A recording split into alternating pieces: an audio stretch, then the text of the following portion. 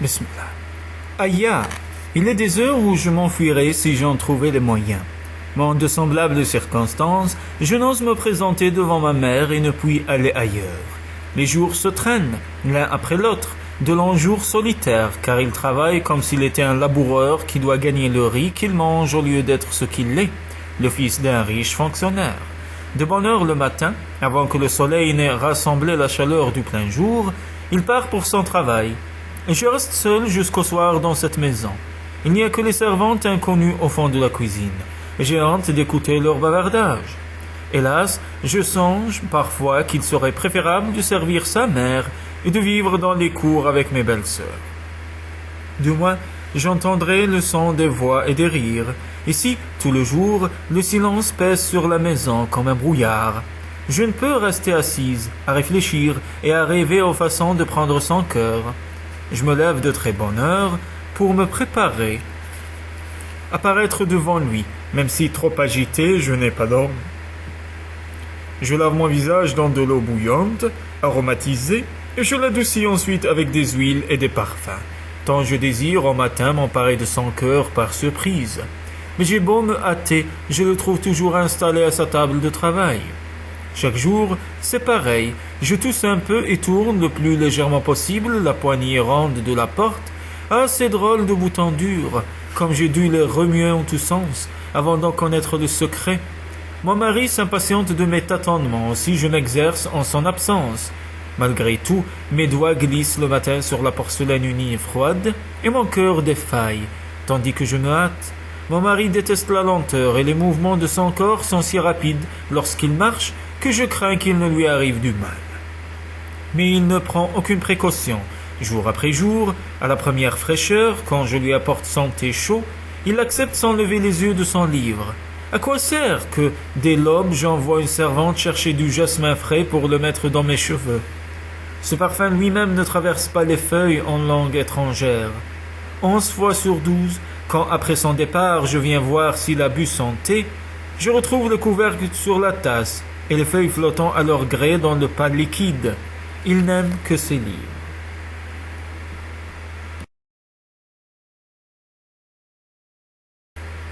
J'ai réfléchi à tout ce que ma mère m'a enseigné pour plaire à mon mari. Je lui ai cuisiné des mets savoureux pour séduire son palais. J'ai envoyé un serviteur acheter un poulet qu'on venait de tuer, des pousses de bambou de anchois, des poissons mandarins, du gingembre, de la cassonade et de la sauce de fèves. Toute la matinée, j'ai préparé les plats, n'oubliant rien de ce qui doit augmenter à la fois la richesse et la finesse de leur saveur.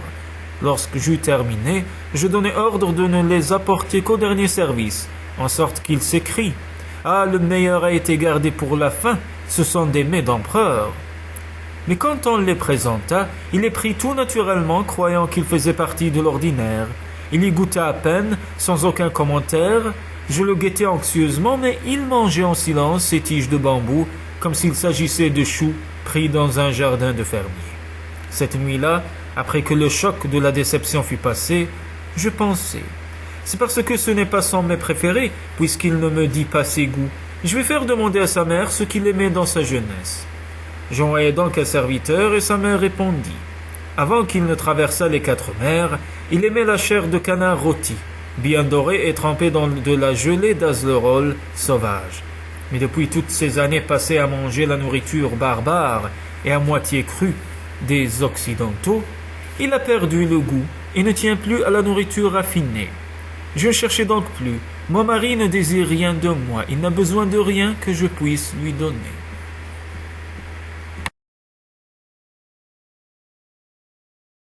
Un soir, 15 jours après notre arrivée dans la nouvelle maison, nous étions ensemble dans le salon. Il lisait un de ses grands livres lorsque j'entrai, et allant à ma place, je vis sur la page ouverte l'image d'une forme humaine debout, mais chose horrible, sans peau, seulement la chair sanglante. J'en fus révolté, m'étonnant qu'il pût lire semblable littérature, cependant je n'osais pas le questionner. J'étais là, assise dans un de ces curieux fauteuils de gens, sans m'appuyer au dossier, car se laisser aller ainsi en public eût été un manque de dignité. J'avais la nostalgie de la maison de ma mère. Je me souvenais qu'à cette même heure, on s'y réunissait pour souper à la lueur des bougies avec les concubines et leurs bruyants enfants. Ma mère est à sa place, en haut de la table, et les servantes sous sa direction disposent les bols de légumes et de riz fumant, éparpillant les baguettes pour tout le monde. On est occupé à manger. On se sent heureux. Mon père viendra après le repas jouer avec les enfants des concubines. Puis le travail fini, les servantes s'assoiront dans la cour sur de petits tabourets et bavarderont dans la pénombre. Ma mère, à la table, fait ses comptes avec la cuisinière en chef. Une autre chandelle rouge lance sur elle ses lueurs intermittentes. Oh, j'étais malade du désir d'être là-bas. Je me promènerai au milieu des fleurs. J'examinerai les capsules de lotus pour voir si les graines sont mûres à l'intérieur. C'est la saison, car l'été tire à sa fin. Peut-être qu'au lever de la lune, ma mère me prierait d'aller chercher ma harpe et de lui jouer les airs qu'elle aime.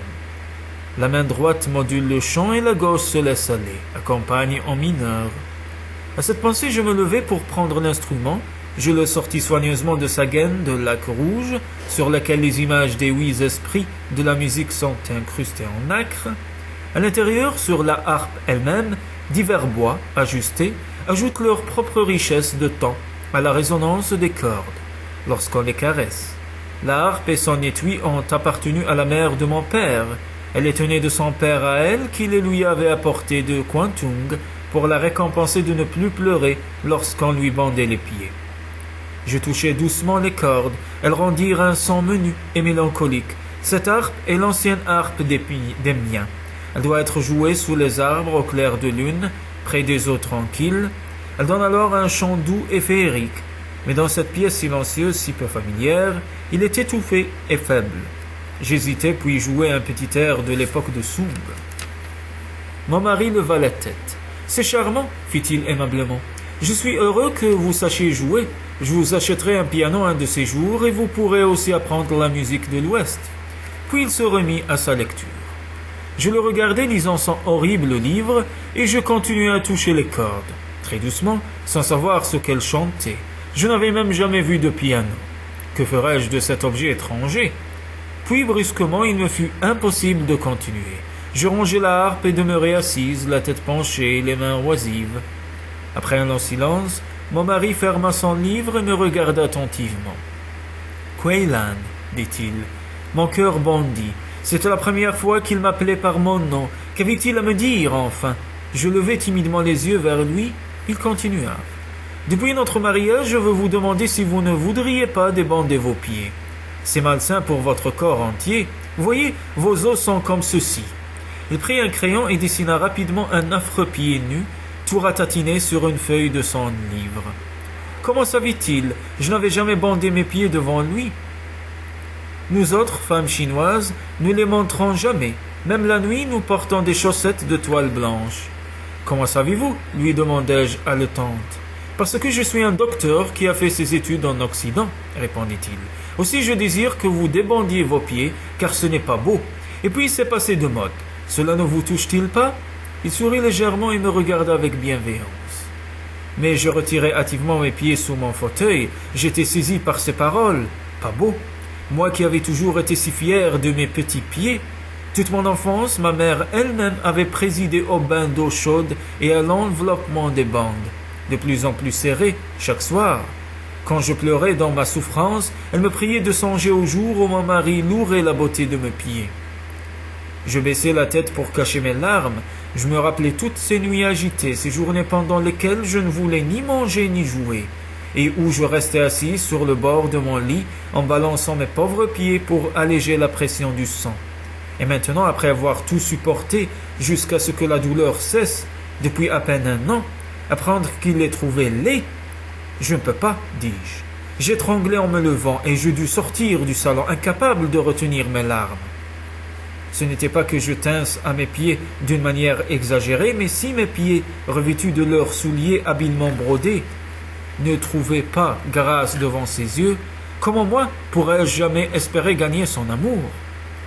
2 semaines plus tard, je partais faire ma première visite à la maison de ma mère. Selon notre coutume chinoise, mon mari ne m'avait pas regardé de débander mes pieds. Il ne m'avait pas non plus appelé par mon nom.